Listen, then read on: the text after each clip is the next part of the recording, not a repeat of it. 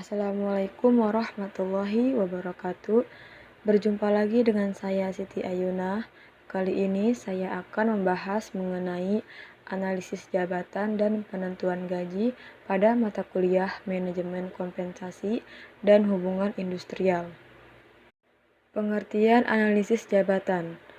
Analisis jabatan adalah suatu kegiatan pengumpulan, penilaian, dan penyusunan berbagai informasi secara sistematis yang berkaitan dengan jabatan. Definisi analisis jabatan yaitu merupakan kegiatan untuk mempelajari dan menyimpulkan keterangan-keterangan ataupun fakta-fakta yang berkaitan dengan jabatan secara sistematis dan teratur. Selanjutnya, tujuan dari analisis jabatan.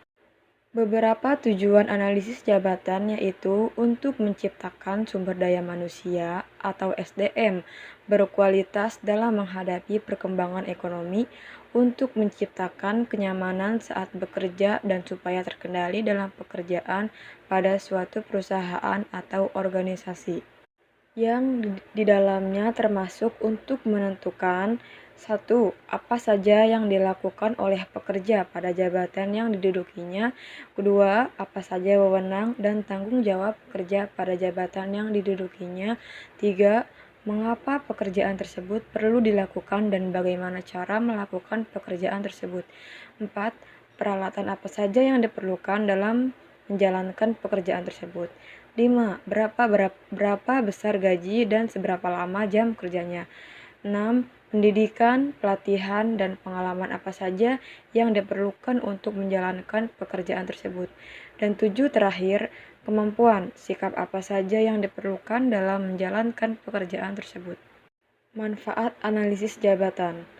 Analisis jabatan memiliki banyak manfaat untuk pimpinan suatu perusahaan atau organisasi. Salah satunya untuk memecahkan masalah mengenai kepegawaian, khususnya yang berkaitan dengan tugas yang harus dilakukan oleh pekerja pada perusahaan tersebut. Beberapa manfaat analisis jabatan yang diantaranya yaitu: 1. Untuk penarikan dan seleksi tenaga kerja. 2. Untuk penempatan posisi dari tenaga kerja.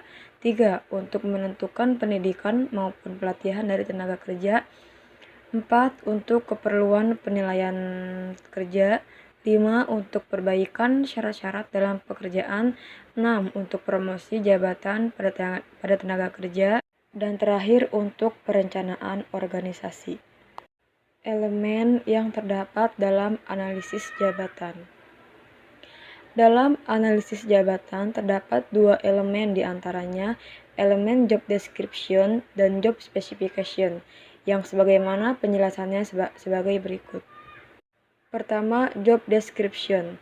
Job description merupakan suatu catatan yang sistematis mengenai tugas maupun tanggung jawab pada jabatan tertentu.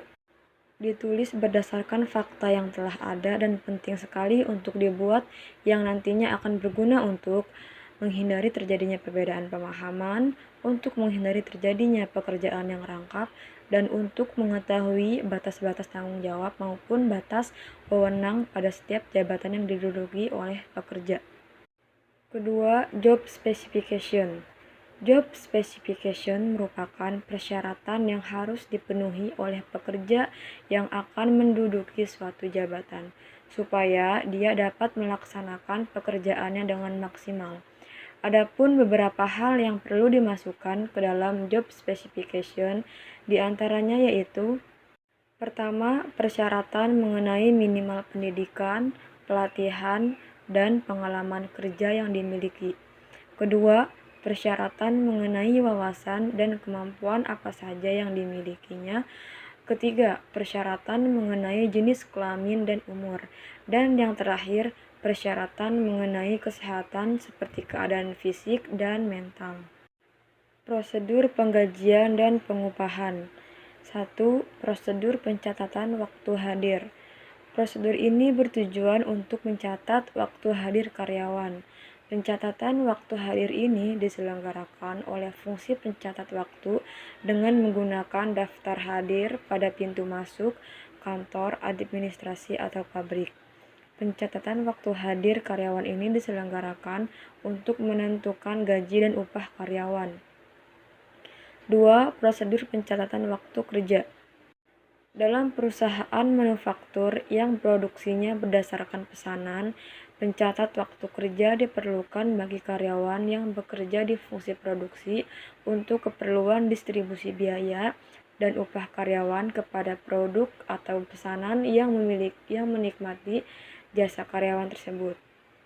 Jika seorang karyawan pabrik hadir ke perusahaan selama 7 jam dalam suatu hari kerja, jumlah jam hadir tersebut dirinci menjadi waktu kerja dalam tiap-tiap pesanan yang dikerjakan.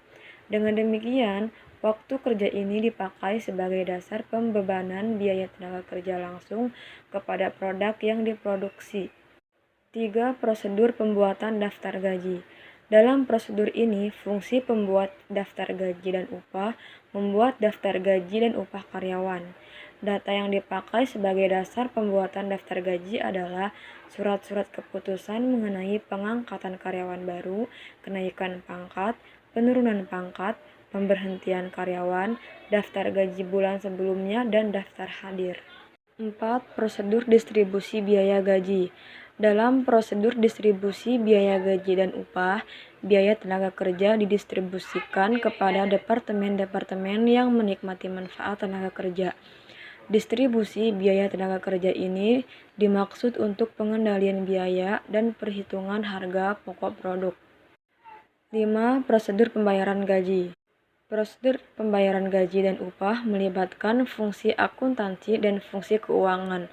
Fungsi akuntansi membuat perintah pengeluaran kas kepada fungsi keuangan untuk menulis cek guna pembayaran gaji dan upah. Fungsi keuangan kemudian menguangkan cek tersebut ke bank dan memasukkan uang ke amplop gaji dan upah. Jika jumlah karyawan perusahaan banyak, pembagian amplop dan upah dapat dilakukan dengan membagikan cek gaji dan upah kepada karyawan. Mulyadi 2001-385. Metode penyusunan daftar gaji dan daftar upah. Untuk mendistribusikan gaji dan upah, pertama, dilakukan penyusunan daftar gaji. Daftar gaji dan upah yang berfungsi sebagai jurnal gaji dan upah disusun dengan 3 metode yang terdiri dari 1. Metode tangan atau pen and ink. Langkah-langkah untuk menyusun daftar gaji dan upah dapat dipisahkan menjadi 2 bagian, yaitu 1. Langkah persiapan. Bagian gaji dan upah menerima catatan waktu hadir dan waktu kerja. Kemudian, catatan waktu hadir digunakan sebagai dasar untuk menyusun daftar gaji dan upah. Kedua, langkah penyusunan. Bagian gaji dan upah mencatat nama karyawan dan jam kerja atau biasa dan lembur dalam daftar gaji. Sumber datanya adalah catatan waktu hadir. Kemudian mencatat tarif gaji atau upah dari daftar tarif dan mengalihkannya dengan lama kerja. 2. Posting langsung, direct posting dengan mesin atau payroll board. Proses perhitungan daftar gaji dan upah dengan menggunakan mesin penghitung khusus. Penyusunan daftar gaji dengan cara tangan atau pen and ink berakibat adanya penulisan hal yang sama berulang-ulang, misalnya nama karyawan, nomor kartu hadir. Untuk menghindari cara yang berulang-ulang ini, maka dapat digunakan dengan metode mesin atau payroll board. 3. Metode tanpa buku pembantu atau ledgerless. Dengan cara ini, data gaji dan upah langsung dapat dicatat ke dalam cek gaji dan laporan gaji karyawan. Sedangkan formulir-formulir lain diletakkan di bawah cek gaji diberi karbon sehingga data dalam cek gaji akan tembus ke formulir lainnya.